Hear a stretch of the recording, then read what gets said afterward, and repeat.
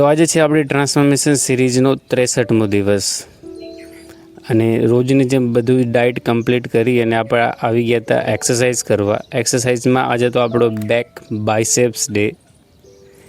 Back માટે આપણે બધાને પહેલાં આજે લીધી હતી ચેસ્ટ સપોર્ટેડ રો. આપણે ઘરે બેન્ચ નથી એટલે એક પારીનો સપોર્ટ લઈને પણ આપણે ચેસ્ટ સપોર્ટેડ રો છે એ કરી છે. દોસ્તો આજે આપણે વાત કરવી છે એક્સરસાઇઝ ફ્રીક્વન્સી અને લોડ ઉપર.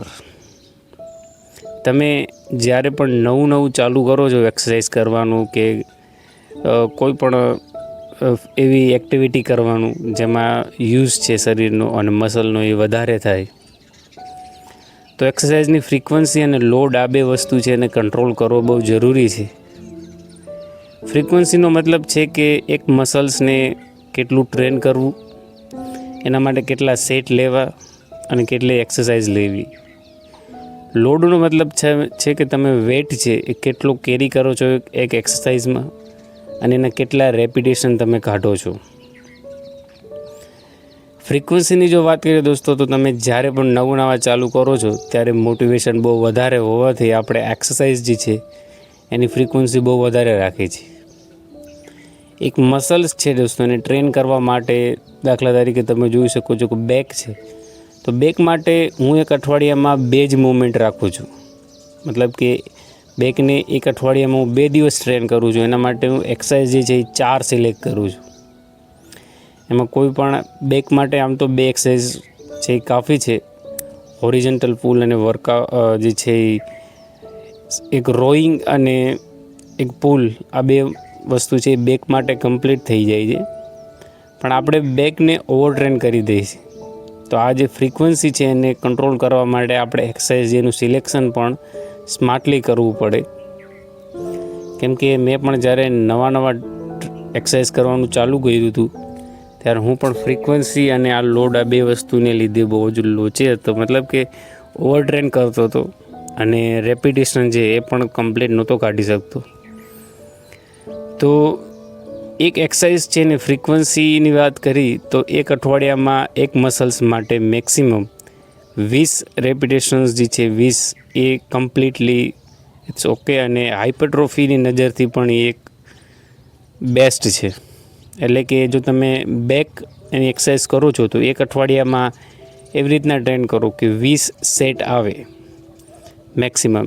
કે દાખલા તરીકે તમે લેટ પુલ ડાઉન લ્યો છો તો લેટ પુલ ડાઉન અને સિંગલ આર્મ ડમ્બલ રો આ બંને એક્સરસાઇઝને જે છે મેક્સિમમ એક અઠવાડિયાની અંદર 10 સેટ લ્યો પહેલાં વર્કઆઉટની અંદર. અને બીજા વર્કઆઉટની અંદર તમે કોઈ બીજી એક્સરસાઇઝ સિલેક્ટ કરો છો, જેમ કે સીટેડ ચેસ્ટ સપોર્ટેડ રો અને અંડર હેપ ગ્રીમ લેટ પુલ ડાઉન, તો આ બંનેના છે એ 10 સેટ કમ્પ્લીટ કરો. આમથી એક અઠવાડિયામાં જે છે એક્સરસાઇઝની ફ્રીક્વન્સી જે છે એની ઉપર કંટ્રોલ થાય અને મસલ જે છે ઓવર ટ્રેન થવાથી બચે અને આપણે ખોટો થાક પણ ન લાગે.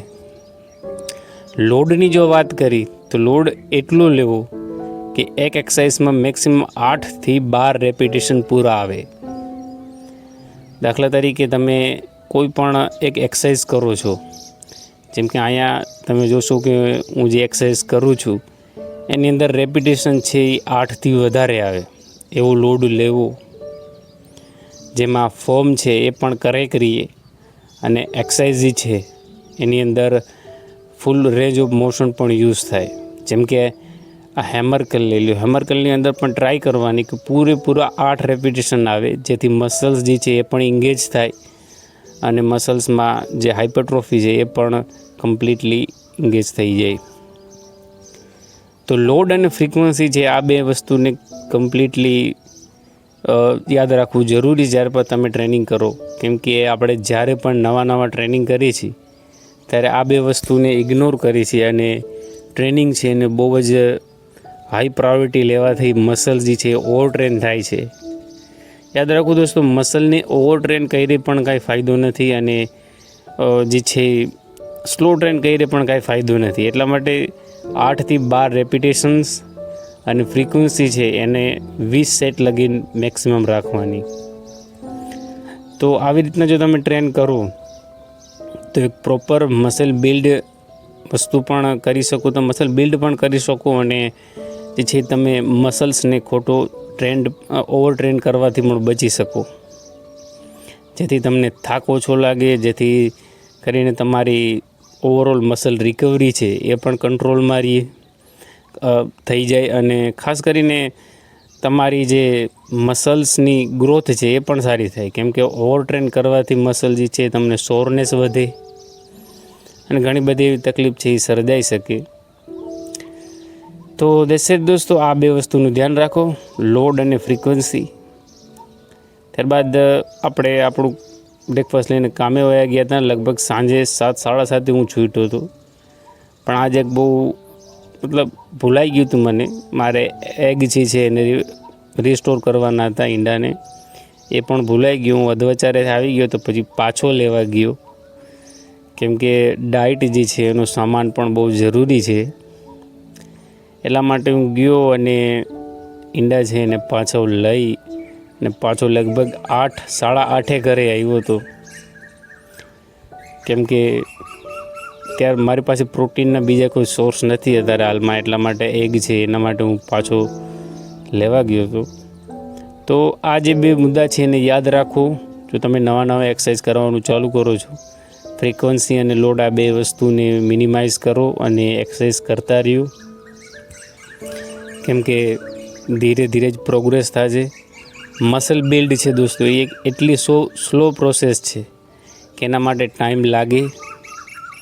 આવીને આપણે આપણી મીલ કમ્પ્લીટ કરીને, મીલ પર લગભગ 9 વાગ્યા ઢુકડી આપણે મીલ લીધી હતી. ત્યારબાદ હું કીધું થોડું વોક કરવા અને થોડી એડિટિંગ કરવા.